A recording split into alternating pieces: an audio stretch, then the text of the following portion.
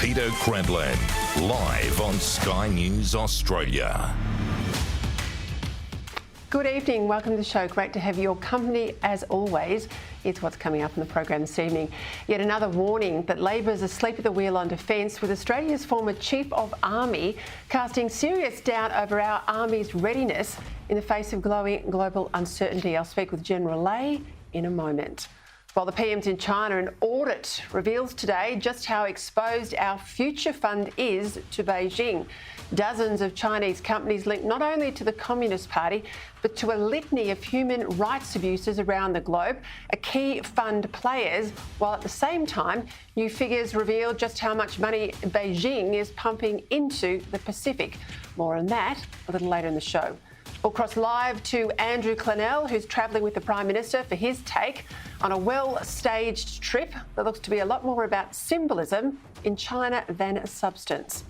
And while many cheered on the Melbourne Cup, there was bad news today for those already on the brink with yet another rate rise. This was Michelle Bullock's first rise as governor, and it's clear Labor wants to pass the buck as much as possible.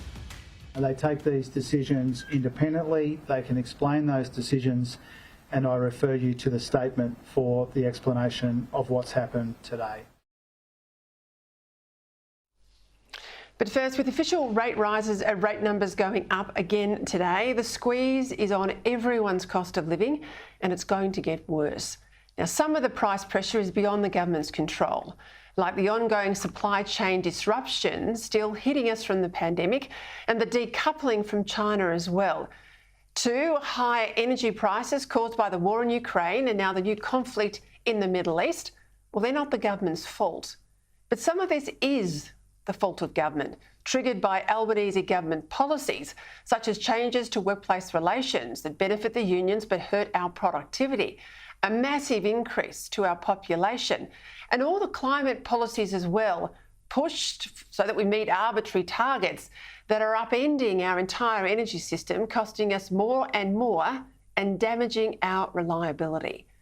As the government itself has admitted, moving from the current system, where around 60% of our electricity is coal generated, to one where 80% plus will come from renewables in just 7 years, is the biggest economic transformation ever undertaken in Australia's history. And as the Minister Chris Bowen has confirmed, this means the installation of 22,000 new solar panels every single day, the installation of a large wind turbine every single month for 7 years, plus the construction of at least 10,000 kilometres of new transmission lines.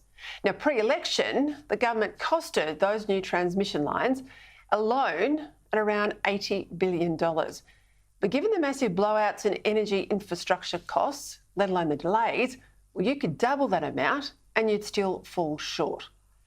Then there's the astronomical cost of supplying backup power for the 70% of the time when the sun isn't shining and the wind isn't blowing, meaning all those billions and billions for renewables that work 30% of the time, and then billions and billions more for the power supply that kicks in when it doesn't work. A recent university study headed by former Chief Scientist of Australia, Professor Robin Batterham, puts the cost of our move towards net zero for Australia alone at $1.5 trillion. $1.5 trillion, or almost a whole year's GDP, and that's just by 2030. It goes up to around $9 trillion by 2060. Now, that's simply gargantuan. So inevitably, the pain in people's pockets, this is just the start. Today's Australian newspaper featured polling on people's preferences for cost of living relief. 81% of those polled said, we want to see some fuel subsidies. 56% said, give low-income families a cash payment. Sensibly, 73% of us said, cut our taxes. And 77% of those polled said the government has got to rein in its own spending. And that shows that over 2/3 of us, well, we understand that excessive spending in Canberra is a big driver of inflation. But at 84%, the most popular cost of living relief by far was for the government to subsidise our power bills. Now, I can understand why people are frustrated that bills have skyrocketed 20% or more over the past 12 months. But rather than subsidise people's bills, wouldn't it be far better to drop the policies that are sending them up in the first place? I mean, otherwise it's taxpayers paying to subsidise taxpayers while the government is wasting their money and it's getting off scot-free. I mean, surely we've got to have an honest debate now in this country about dropping the emissions obsession that's largely got us in this mess in the first place. We have massive coal reserves in Australia, massive gas reserves too. Plenty of uranium, as you know, but we're not allowed to use that here either. Now, coal and gas are what gave Australia some of the world's lowest power prices just a decade or so ago. So why not keep using coal and gas to get power prices down rather than just mask the pain with subsidies that our budget can't afford? Besides, for a fraction of the cost of new transmission lines, we could open modern new coal-fired power stations and gas-fired power stations that not only have nearly 50% less emissions than the ones in operation now, but will provide us with power 24/7 that we need and power that we won't get with renewables. Now, the last thing Australia needs right now is for the government to throw money at a problem that the government itself has created. All that'll do is impoverish us as a nation with even more debt, hurt taxpayers yet again, and breed contempt for the politicians hell-bent on pursuing such monumental folly.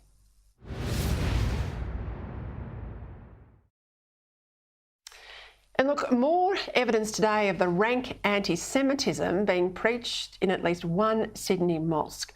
It seems that the ranting hatred from a preacher known only as Brother Ishmael is not a one-off.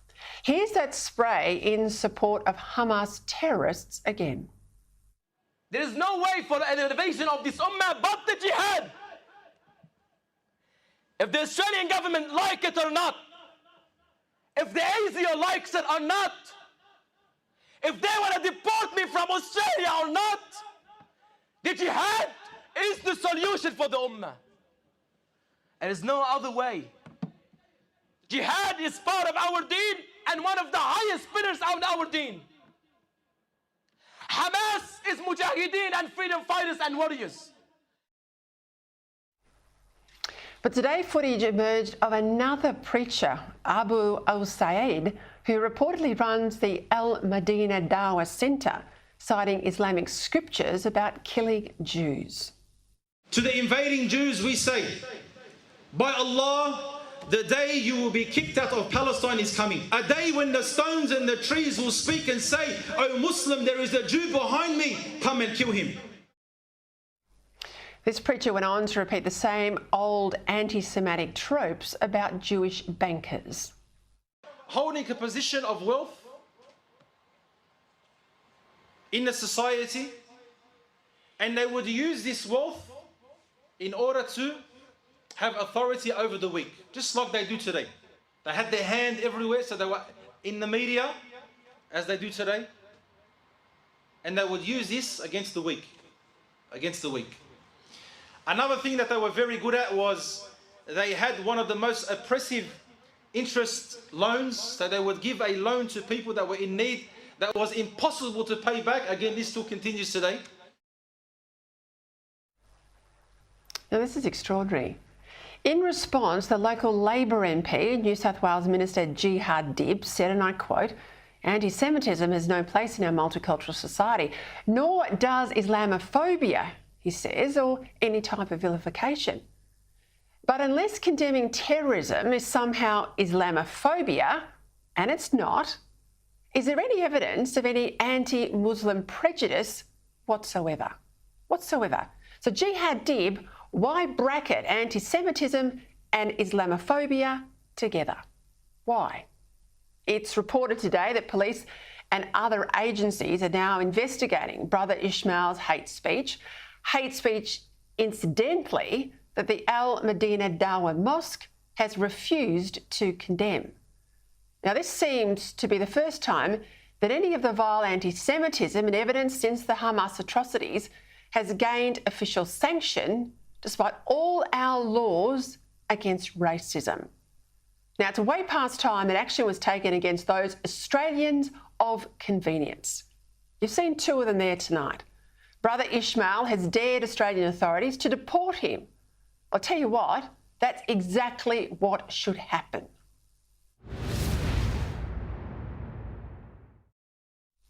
Right, let's go to camera now for the headlines. Sky News senior reporter Trudy McIntosh. Good evening. The Prime Minister has wrapped up his historic trip to China. His next stop, not home, but the Pacific Islands. China's President Xi Jinping declared the relationship with Australia is at a new starting point.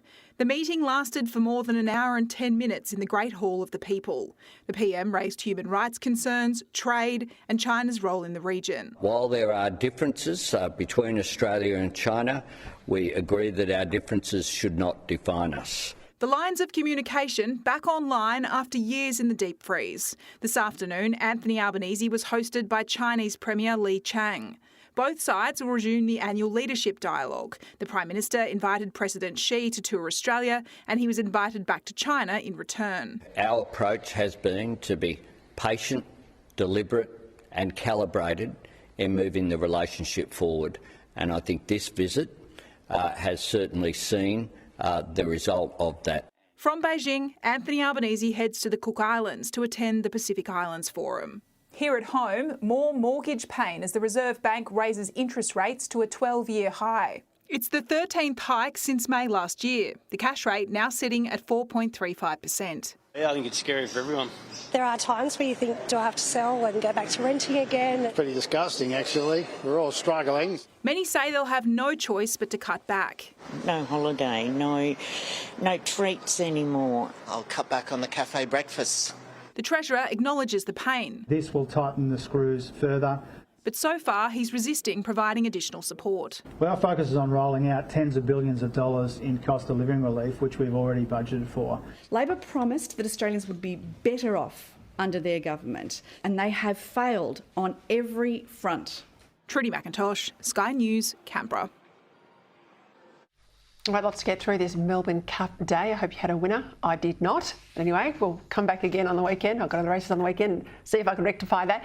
We saw that Reserve Bank decision there, the hiking of the cash rate 25 basis points up to 4.35%. The PM still in Beijing, although we hear he's just moving on to later on today.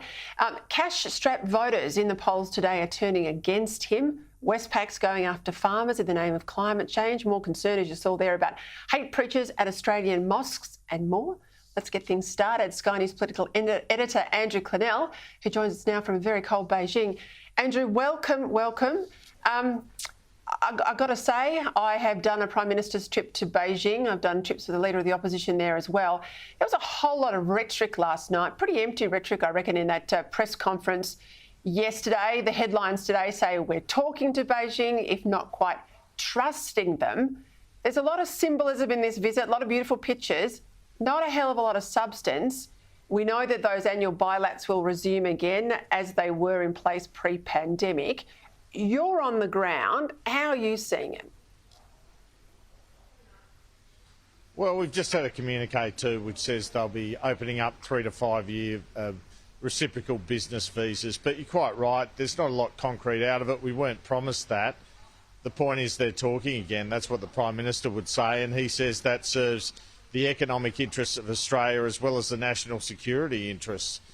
And in that meeting, he did, as he did in Bali last year, raise the detention of Yang Hengjun, said that Australia had not changed its stance on Taiwan, and President Xi didn't even raise the AUKUS nuclear submarine arrangement, which we know China doesn't like. So that was kind of unexpected, I guess. But it sounded like he got the balance right, really, between re-engaging and standing up for Australia's sovereign interests at the same time. Not always easy to do in a forceful fashion when you're on the other country's turf.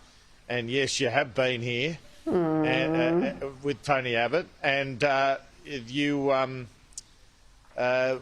guess Tony Abbott was the gentleman who invited President Xi to address the Parliament. So You can't really see that as being the same sort of environment this time around if it would have happened, but he has invited President Xi to Australia, so who knows?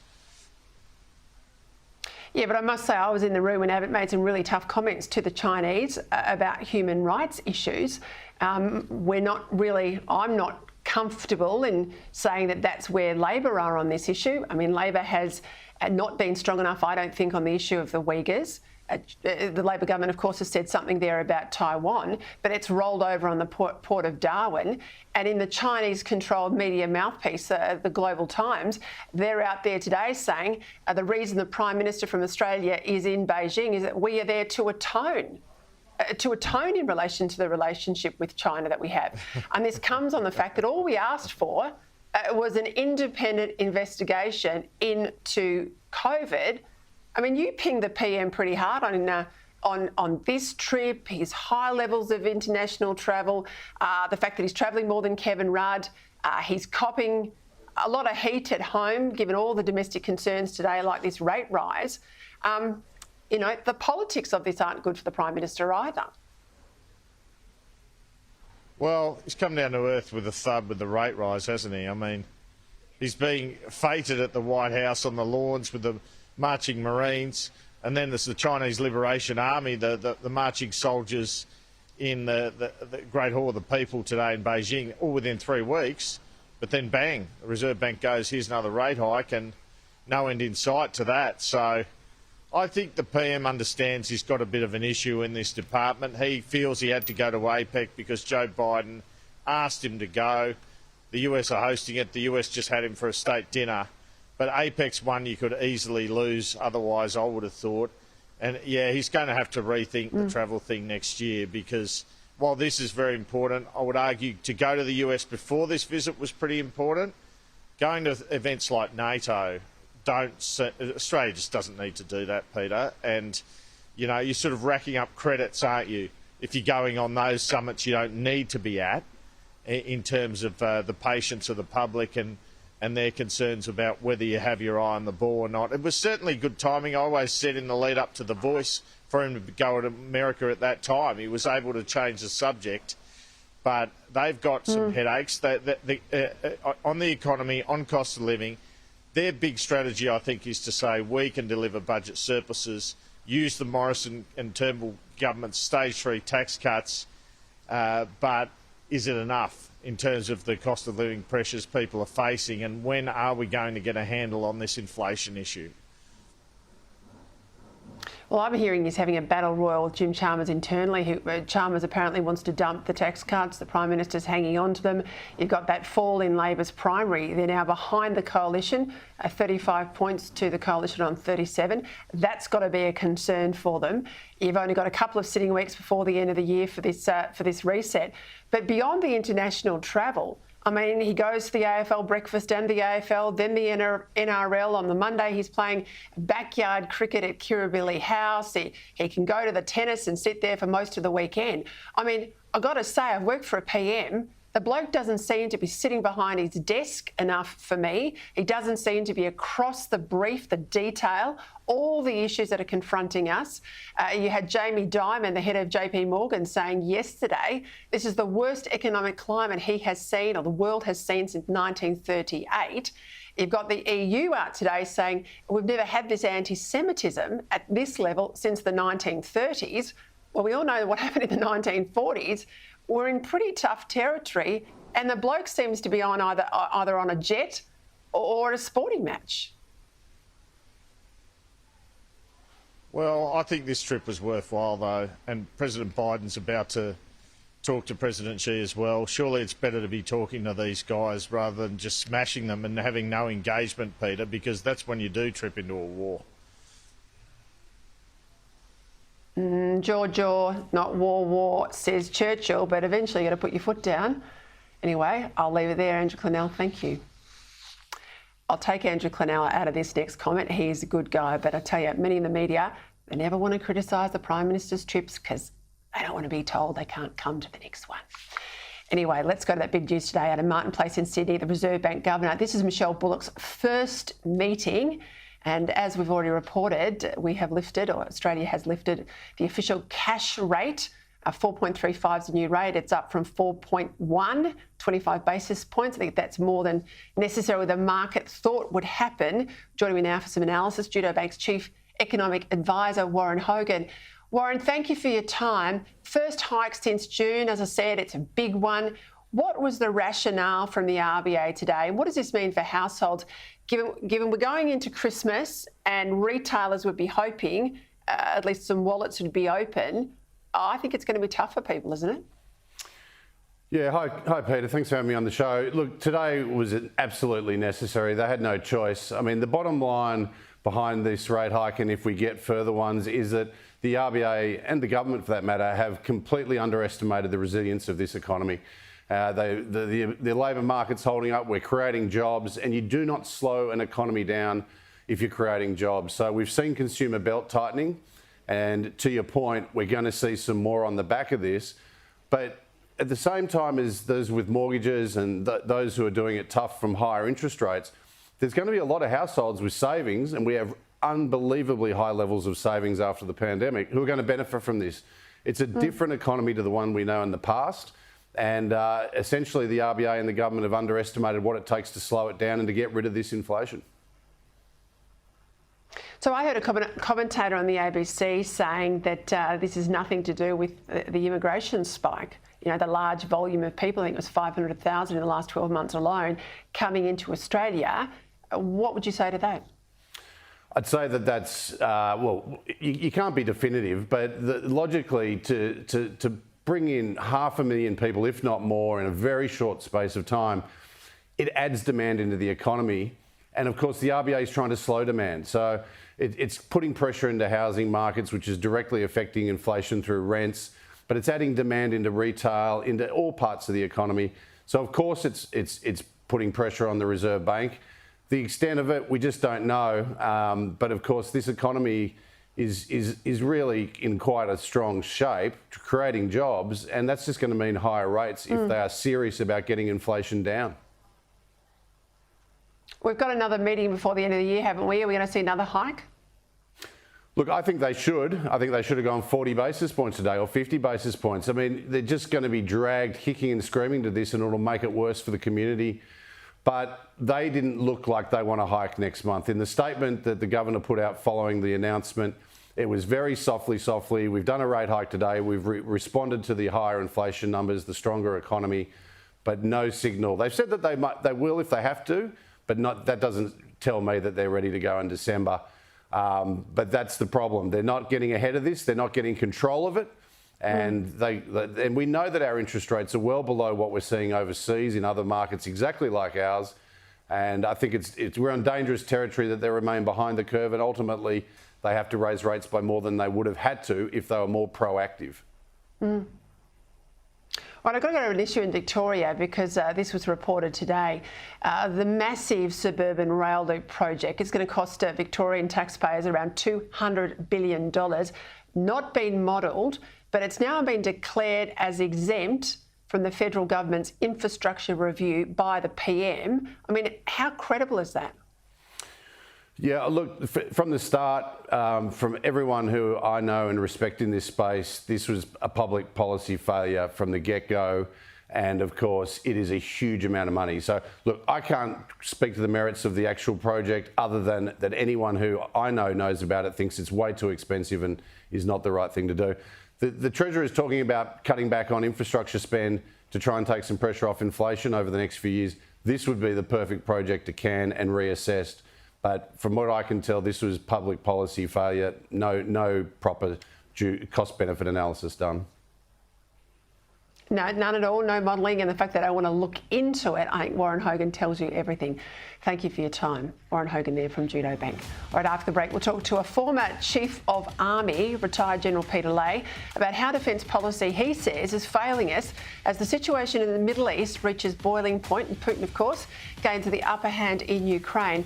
Plus the latest on China's moves in our region. A new report out today revealing the full extent of Beijing's loans in the Pacific. Welcome back. Coming out, the rest of the world is waking up to Chinese property investment in markets like Singapore and Canada. but not so in Australia. We're still allowing Chinese citizens to buy residential property while our own kids are struggling to get a foothold in the market. But first, it's PM in Beijing after spending a week, of course, in Washington, DC. Australia's waning defensive capabilities are on the minds of many, especially as the situation in the Middle East worsens and the war in Ukraine appears no closer to being won. Joining me to discuss the challenges facing our own Defence Force here in Australia, a former Chief of Army, retired General Peter Lay. General Lay, thank you for your time. Decades of service, you are the man who'll help us unravel exactly where we are in capability terms. Let's just get a comment from you, though, on Beijing before we move to the domestic stuff. I mean, we can see what's happening in China. They are absolutely a strategic competitor. I see that the Prime Minister, of course, is there about the economic relationship, but I just get the sense we are at risk of falling back into the trap where we take their trade dollar and we're not thinking carefully enough about the security relationship given their aggression in our region.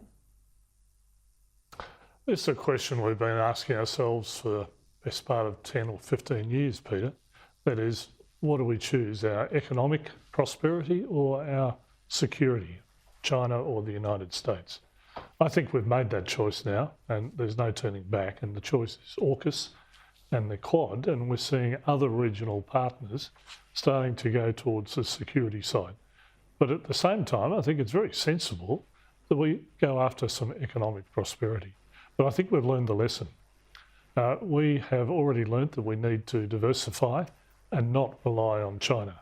So I think that's the right thing to do. And I guess I applaud the Prime Minister for the opportunism of going to China and trying to make sure that we can expand our markets there. But at the same time, we mustn't do what we've done previously, and that is to rely on them. But this point about, I think we've made the security choice, we've made the right choice. And I see it in terms of both the United States and Australia and other regional partners. There's no turning back here. We've made the decisions and we're going to look primarily at our security. But what about the Port of Darwin? If the Port of Darwin are not undoing that deal involving the Chinese for 100 years, if that's the price of the Prime Minister going to Beijing and having this trade relationship, should we have paid that price? I'm not sure they're related, Peter. I was around when we were making the decisions on the Port of Darwin, and I think it was Dennis Richardson, who might have been the Secretary of Defence at the time, said, hey, if I want it, I'll take it back from them. It's a bit like Chinese buying land and building cotton or making cotton. What are they going to do? They're going to take the land back? Are they going to take the port back? We can control these things. They're still paying tax and so on. We need to be sensible, and I take your point about Chinese buying property here in Australia. I think there should be reciprocal rights. If we can buy property in China, they can buy it here, but I don't think that's the case at the moment. It's definitely not the case. All right, let's go to some defence issues. Let's just talk about your criticisms today, I think well-founded criticisms about both our acquisitions of military kit, but also recruitment, retention of military personnel. What's going on? What's the problem you see? My concern is that at a time when we've been told that we're facing the most dire geostrategic circumstances in a long time, and I would think that that might occasion the fact that we bolster our defences now. We've had admirals from the United States and other places tell us, well, Chinese are ready for perhaps adventures against Taiwan by 2027.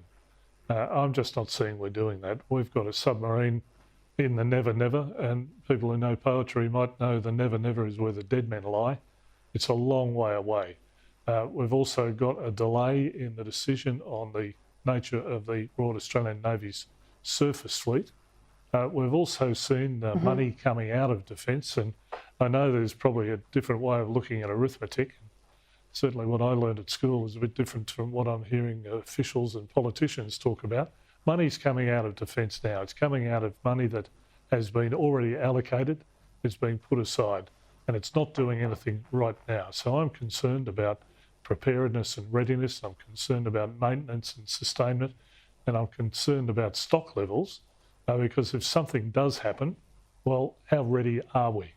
And we've only got to look around the world in the last 20 years, and I was chief when we went off to both Afghanistan and Iraq, and, well, they were a strategic surprise to us. And who's going to say that we won't be surprised again in the future? Because we don't have a good record at this. Ukraine, I think, is a surprise, and it's giving us a good look at what's going on. And also around the world, a range of other things. I think we need to be more balanced, and I know that we're hearing from departmental and political officials that we're focusing the army. I think this is a mistake. Certainly we need a Navy and an Air Force, and given the nature of our environment here, but they're not going to win the war. They're not going to win on the ground. You need armies on the ground protecting, supporting, persuading and reassuring populations. Just have a look at Gaza. Look what's going on. You need people there working among the population. And my concern is that the army won't be prepared to do that in the future. What did you make of that report out today from Aid Data that says, in very worrying terms, Beijing's loans and grants in the Pacific are quite significant? We've got a whole lot of our neighbours now seriously in debt to China. We also saw that announcement too from the Solomon Islands government saying they've contracted China to provide the security services at the upcoming Pacific Island Games. Now, surely that's a worry. That is of some concern, particularly if that becomes a habit with the Solomon Islands. And we already know that they've got some security arrangements for policing, and I'll put in inverted commas around policing, but we need to, from our point of view, engage more with the Pacific and particularly with the Solomon Islands to make sure that these engagements with China don't become habits, and that means we've got to be out there. I applaud some of the recent activities. I'm concerned, though, that some of the money to pay for DFAT working in the Pacific Islands has actually come out of defence. But I think we do need to be concerned about the level of debt. But again, the point that I make, and Hambantota down in the Sri Lanka is another example. It's a port. I've been there. It's a relatively small port. Yes, it occasions a debt to China, but what are they going to do? They're going to come and take it away? So I think we just need to be careful about that we consider some of these things. But I think the big lesson is engage more into the Pacific and show them just how much we are partners with them. All right, Peter Lay, thank you for your time. Retired General there, former Chief of Army Peter Lay. Coming up, Australia's Sovereign Wealth Fund has investments in at least 50 high-risk Chinese companies that pose serious human rights and national security concerns. Plus, Trump now ahead of Biden in 5 of the 6 most important battlegrounds a year out from the US election. Can he hold his lead? We'll talk to the panel. Stick around. Coming up, and I saw this in London, the British are getting a fair income inquiry into their government's response to COVID. We've got a Mickey Mouse inquiry here that's running a protection racket for Labor premiers. We'll get to that in a moment. Plus, Trump pulling ahead. What does this mean for Biden? Will he no longer be the Democrats' candidate?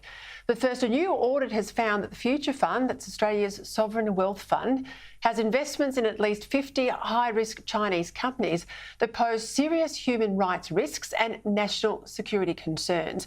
This includes 22 companies associated with the Chinese Communist Party or the People's Liberation Army, 14 companies linked to the oppression of Uyghurs in Xinjiang, and 14 companies linked to investments in countries which Australia has sanctioned, including Russia, Iran and North Korea. Joining me now to discuss this, Shadow Home Affairs Minister James Patterson, who has drawn attention to these findings. Senator, welcome. Thank you for your time. I have to say, I was surprised to find that the Future Fund has this volume of exposure to these Chinese investments. Explain to viewers at home why this concerns you as much as it does, Senator Patterson. Good evening, Peter. Well, look, I was disturbed to find these results as well. 119 investments in China, 50 of which are high risk. And to give some flavour to your viewers, one of the companies is Bao Steel. That's a company which has been a beneficiary of the Chinese Communist Party's intellectual property theft campaign against Western interests. It's a company which supplies the People's Liberation Army, and like many other companies that operate in China, it's been implicated in human rights abuses against the Uyghur people in Xinjiang, including the use of forced labour. It's not the kind of thing that you would hope that Australia's retirement savings or indeed our taxpayer dollars are invested in. But to be fair to the Future Fund, all they do is invest consistent with the law and seek the best returns on behalf of their shareholders, which is taxpayers. The problem here really is that the Albanese government provides no guidance and indeed imposes no restrictions at all on any outbound Australian investment, even by the Future Fund, let alone our superannuation industry. And it's resulted in this very risky exposure that means that our money could be inadvertently aiding a potential future adversary or be complicit in a serious human rights abuse. And not even in sanctioned countries, James? Well, that's right. I mean, one of the group of companies that are invested, the Future Fund is heavily invested in, is the Chinese finance industry, including Chinese banks. And the behaviour of the Chinese banks after Russia's invasion of Ukraine is very illustrative. They significantly increased their exposure to Russia, and they are facilitating trade between the rest of the world and Russia, possibly helping them circumvent international sanctions. Now, Australian citizens and our taxpayer dollars shouldn't be profiting from that kind of malign conduct. That is contrary to our foreign policy objectives of isolating and punishing Russia for its invasion of Ukraine.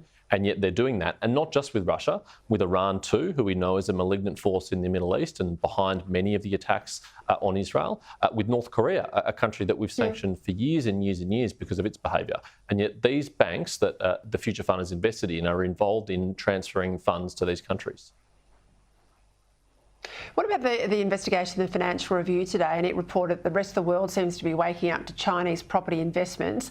Singapore was a quoted market, Canada. But in Australia, if a Chinese citizen's got a child here on a visa studying, let's say, they can buy a home in Australia, and there's no sense that when that student leaves, if they do, that that home will be sold up as supposedly is the rules. Surely we've got to rethink this exemption too, don't we? Well, certainly Australian investors in China or Australian citizens living in China don't find it anywhere near as easily to buy property there or even rent property without approval from the Chinese government. It's extremely strictly enforced. And at a time when we have a rental affordability crisis, a housing affordability crisis, and a generation of young Australians who believe they'll never be able to enter into the property market, having cashed up foreign buyers, particularly those who are really just looking for a store of wealth offshore because their own country is not a safe place to store their wealth, that really doesn't add up to me anymore. And that is the case with Chinese foreign investors often. They are trying to get their money out of China to a safe jurisdiction where they can keep it. Frankly, I'm not sure all of that money was earned appropriately, and I think there should be much greater scrutiny on that money and on that investment. Okay, I think we both know, we can't talk about, but we both know what our intelligence agencies might be doing in and around some of these hate speech-filled mosques in our capital cities. But for the last 2 nights, I've played some pretty shocking footage out of a particular mosque in Sydney. Hate-filled preachers, anti-Semitism, urging jihad. This is in 2 separate imam commentaries. I've not seen the Home Affairs Minister Claire O'Neil come out and condemn this. I've not seen any sense that they've got this under watch, under control. Some of these preachers are calling Hamas a listed terror organisation. I might remind people, freedom fighters. You're the Home Affairs shadow. What should the government be doing?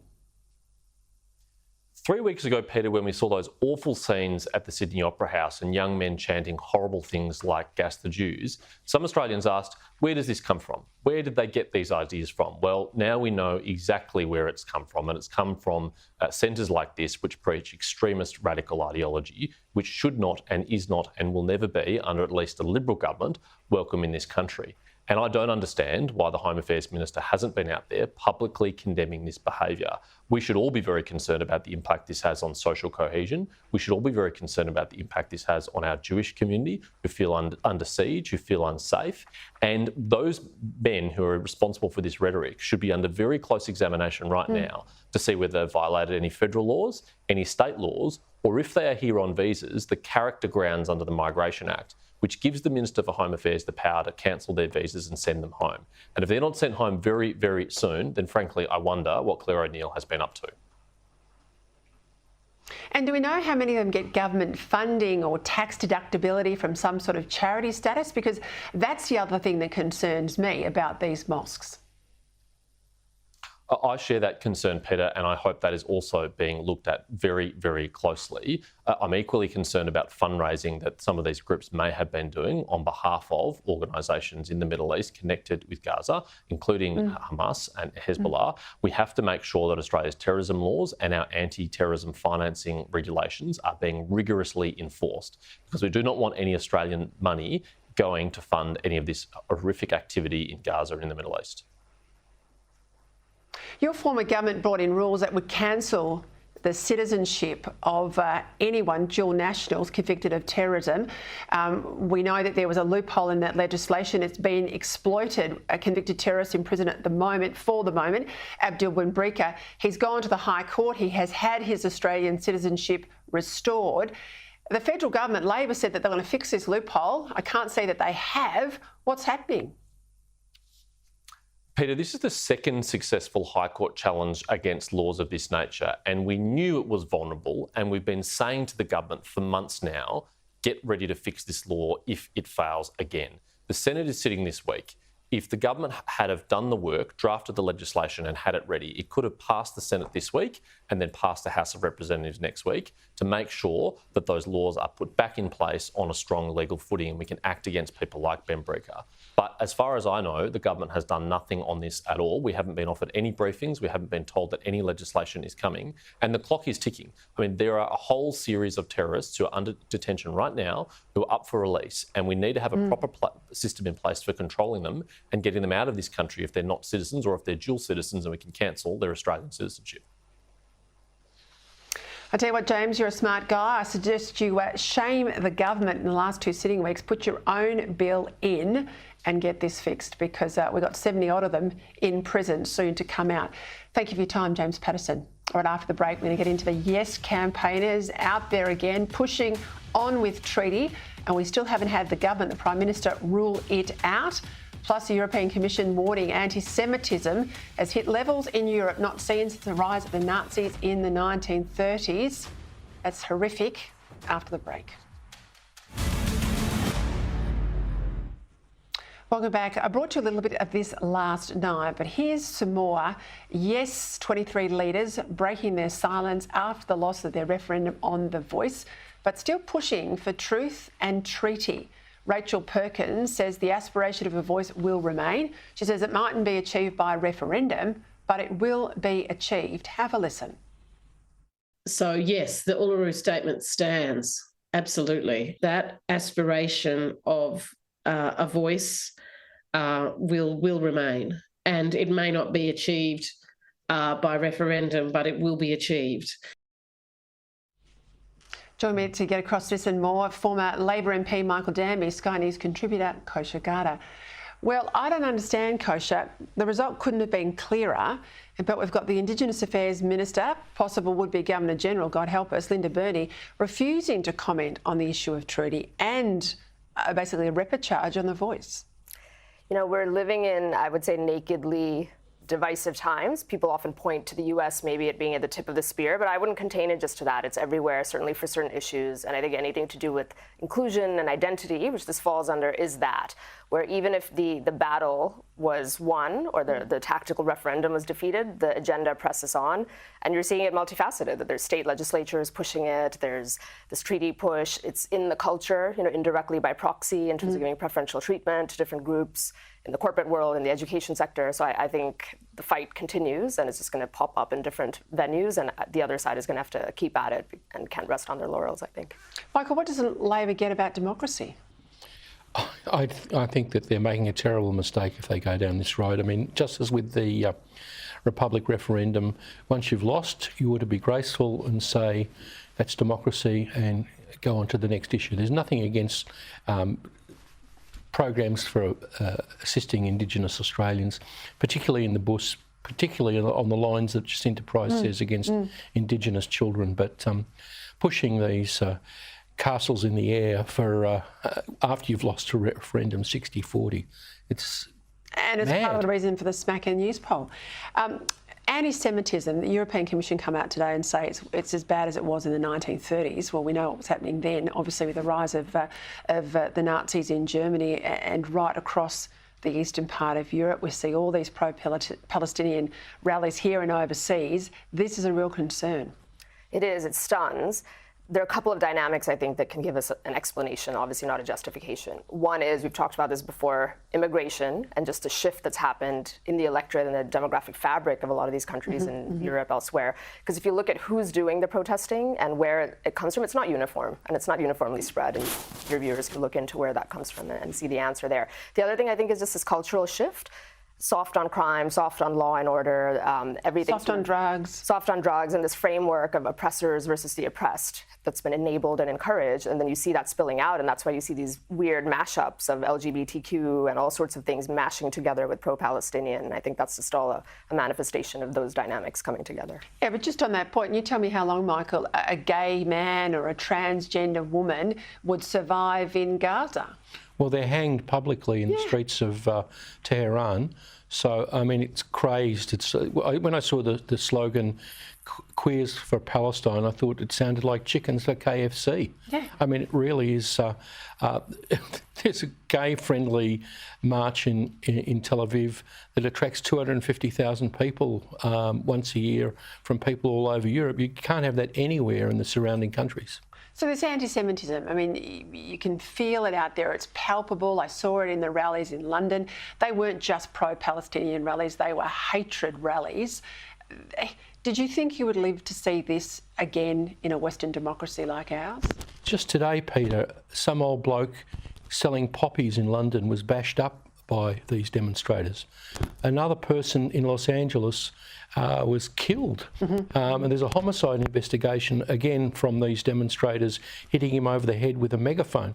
This is really serious, and I hope your conversation with James Patterson about the security agencies monitoring that is true. We can't have that in Australia. And root them out. I mean, if that bloke said that, or if those people said gas the Jews and kill the Jews, that's an incitement to hatred under existing laws. ASIO and the New South Wales Police should act. And a couple of lessons like that will prevent worse things happening. If they don't do it, these Islamists smell the weakness of the Australian state and they'll go further. And that's what happened in the 30s. Just quickly, Trump, Biden, Trump's ahead in the polls. What's going to play out here? Because I've been saying for months and months and months, there's no way Biden can run, right? Not credible, can't do the debates, all of that. But you tell me what's happening. We're in so many ways in unprecedented territory. So there are some polls that are creating shockwaves in the US right now because it's flipped 10, 12 points in favor of Trump in every demographic, every geography, every generation. It's quite stunning. The thing is, on the other side, by the time the election rolls around a year from now, which is a lifetime in politics, there will be 3 of the 4 cases are going to be seen. Trump will, mark my words, be a convicted felon. It might eventually get overturned in the Supreme Court, but that will muddy him up and might make him sort of unpalatable to enough of the electorate, given this is going to be such a slow, close election to flip it. But it might also make him look persecuted too. It might too, and we just don't know which way. I think they're helping him with all of these cases. They might, and that's sort of the calculation. And there's many other factors. That's what James Carville thinks too. Michelle Obama's name is floating out again. Will they parachute somebody in? So it's buckle up because it's really difficult to predict this one. And just quickly, another thing, when I was in London, I was watching, I think it was Dominic Cummings, former close advisor of the Prime Minister Boris Johnson, in the dock on the COVID inquiry. I thought it was startling information. I think it's really good. They're having it in no holes barred. I think it's going to run for almost 3 years, inquiry into COVID. Learn the lessons, get it right. There'll be another pandemic, not make the mistakes they did. We've got a Mickey Mouse thing here that's letting the states off scot-free. Why are we so scared of the truth? I can't understand it. If we want to avoid it in the future, and we want to avoid the gross kind of behaviour that Dan Andrews, who got away completely scot-free from rubber bulleting, from pepper spraying, and from arresting ladies in their gym jams at home. We can't behave like that in the future. Right. If we have a pandemic, let's behave in a regular, normal way, stop the pandemic, but not like that. And letting the states off lets them all get out from under. Apologies, I've lost communications in my ears. I didn't realise the time. That's it for me. We're out of time here on Credlin. Here's Andrew Bolt.